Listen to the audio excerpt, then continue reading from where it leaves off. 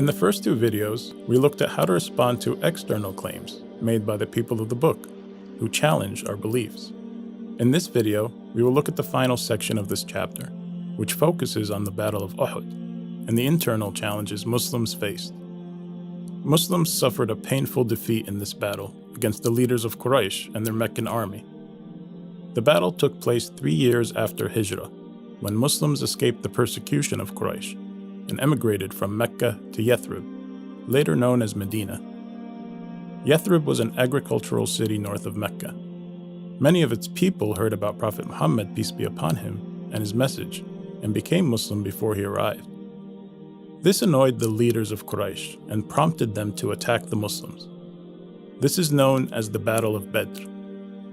This was the first major clash between Meccans and Muslims. Even though the Meccan army outnumbered the Muslims 1,000 to 313, they suffered a humiliating defeat. This sent shockwaves across Arabia and badly damaged Mecca's trade economy. So a year later, the leaders of Quraysh, still enraged, raised an even larger army of 3,000 men. Their main objective was to kill Prophet Muhammad, peace be upon him, ending the religion of Islam. Prophet Muhammad and the Muslims of Medina got wind of Quraysh's plan and raised an army of 1,000 men. After much internal debate on where to fight, they decided to meet the Meccans at Mount Uhud. This was a strategic decision to keep the mountain range behind them as cover and protection. However, as the Muslim army approached Mount Uhud, 300 of them, who weren't convinced of the plan, decided to retreat to Medina, leaving only 700 to face the Meccan army. Given how the Meccan army was positioned, Prophet Muhammad, peace be upon him, ordered the placement of 50 archers as cover for the 650 who were on the battlefield. Prophet Muhammad specifically ordered the archers not to leave their position under any circumstances, even if they were winning. As the battle progressed, it appeared the Muslims were advancing and might hand the Meccan army another major defeat. However, 40 of the 50 archers saw this and left their positions to collect the spoils of the battle, ignoring Prophet Muhammad's orders. Khalid ibn al-Walid from the Meccan side saw the archers leave and moved his troops around the battlefield, attacking the Muslims from behind. This forced the Muslims to retreat. The consequences of the archers' decision proved to be deadly. Many of the companions died, and some believed Prophet Muhammad himself was dead. It was later discovered that he had survived, but was badly wounded. This was a crushing loss for Muslims, and left many of them devastated and heartbroken over the loss of loved ones. Given their state of mind at the time, and how low their morale was, these verses were revealed to help them cope with what just happened, and uplift them spiritually and emotionally. Allah reminded them of the Battle of Badr. Indeed, Allah made you victorious at Badr when you were vastly outnumbered, so be mindful of Allah.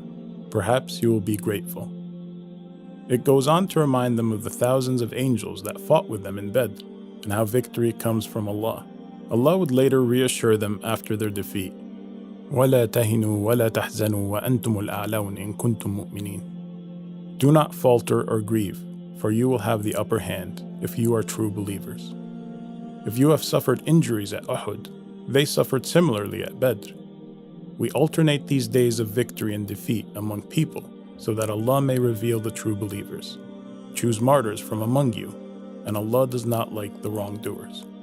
Allah reminds them that Muslims will indeed be tested. Do you think you will enter paradise without Allah proving which of you truly struggled for His cause and patiently endured? The verses would later go on to explain why they were denied victory in Uhud, how their courage had weakened and some among them disobeyed the Prophet's command and chased after worldly gain, while others desired a heavenly reward. And even after all that, Allah still pardons those who disobeyed, as He is all-forgiving. He commands Prophet Muhammad, peace be upon him, to pardon them as well. Ask Allah's forgiveness for them, and not to marginalize them, but instead to bring them back into the group and consult them in matters. The verses then honor the companions who lost their lives in battle.